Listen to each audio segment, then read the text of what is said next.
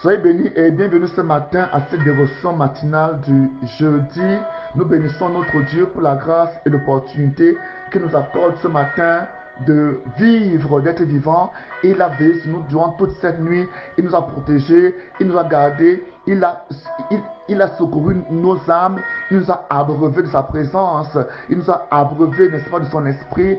Nous te disons merci, Père, au nom de Jésus-Christ de Nazareth. Mon nom, c'est Bled Betchem. Ce matin du jeudi, nous continuerons à parler de notre tristesse. Il dit, nous ne serons pas tristes comme le reste des hommes. Nous avons vu hier comment la mort est une occasion idoine pour permettre aux démons d'entrer dans le monde, d'entrer dans les familles et de continuer à agir. Je voudrais parler ici aux veufs et aux veuves, n'est-ce pas, dont des personnes, dont leurs conjoints sont partis. Lorsque une veuve qui a perdu son mari, sa femme, la Bible nous dit qu'il est réservé aux hommes de mourir une seule fois après quoi vient le jugement. Lorsque, n'est-ce pas, nous perdons notre conjoint, nous devons comprendre que une partie de nous est partie, elle est partie complètement. Il faut qu'on la laisse partir. Amen. Ici, le chrétien doit avoir cette espérance. Je vais lire rapidement dans 1 Thessaloniciens, il dit que nous ne voulons pas, frères, vous laisser dans l'ignorance au sujet de ceux qui sont décédés, afin que vous ne soyez pas tristes de la même manière que le reste des hommes qui n'ont pas d'espérance.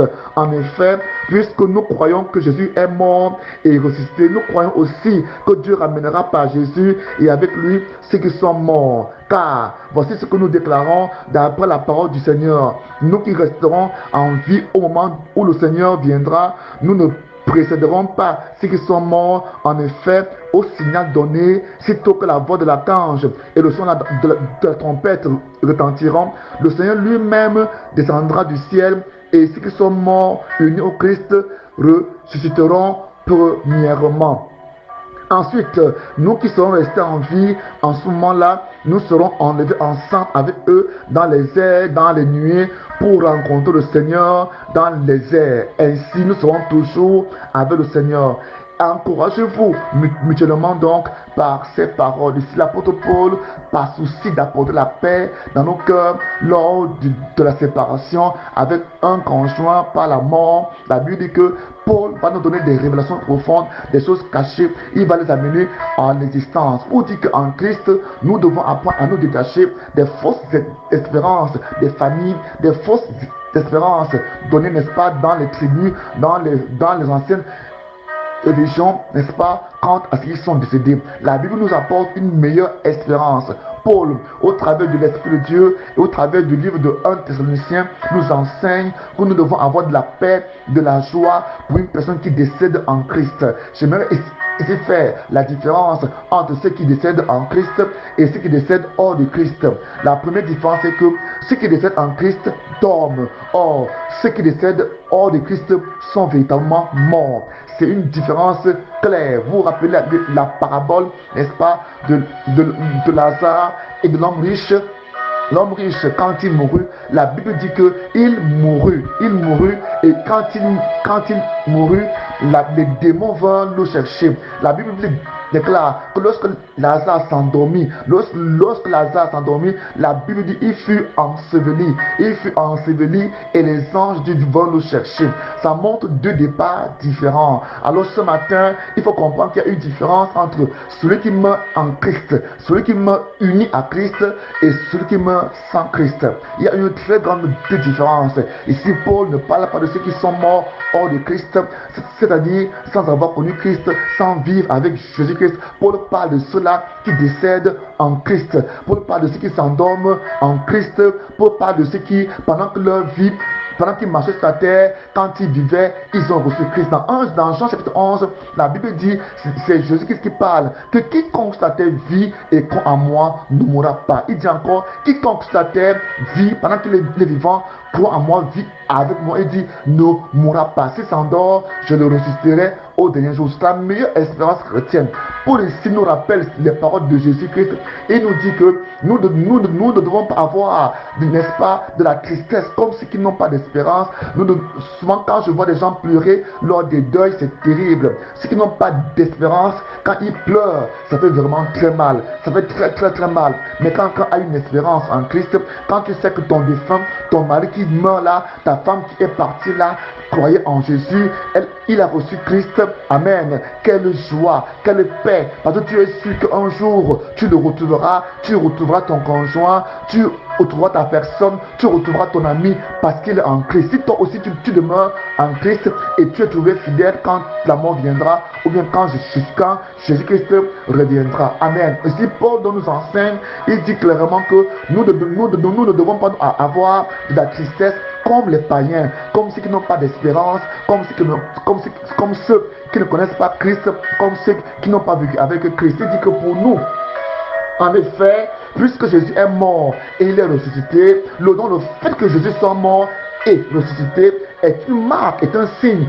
pour montrer que nous qui croyons en Jésus-Christ, nous devons croire que Dieu ramènera par Jésus et avec ceux qui croiront en lui, tous ceux qui seront morts en lui. Il faut rappeler quand Jésus-Christ est mort, la Bible déclare que lorsqu'il a expiré, tous ceux qui avaient été enterrés autour de Jérusalem et qui pendant leur vie avaient été fidèles à Dieu, la Bible dit qu'ils sont sortis du tombeau vivant. Ils sont sortis du tombeau vivant et ils sont entrés à Jérusalem et plusieurs personnes les virent. C'est une démonstration de puissance. C'est une démonstration, n'est-ce pas, de la manifestation de ce qui se passera lorsque Jésus-Christ reviendra. L'espérance chrétienne dit que nous devons donc avoir de la joie, de la paix quand quelqu'un décède. Lui, on va pleurer, n'est-ce pas, la séparation. On pleurera, n'est-ce pas, la séparation parce que la personne que tu as vécu avec elle pendant 5, 8, 10, 15, 20, 30, 40, 50 ans, la séparation fera mal. Parfois, même quand quelqu'un voyage, va pour un voyage, pour un séjour assez long dans un pays étranger, la séparation fait pleurer, la séparation fait mal. À combien plus forte de raisons quand tu sais que ta personne voyage pour une durée indéterminée, ça fait encore plus mal. Donc nous pouvons pleurer, mais pas pleurer comme ceux qui n'ont pas d'espérance. Ça fait de là une grande différence.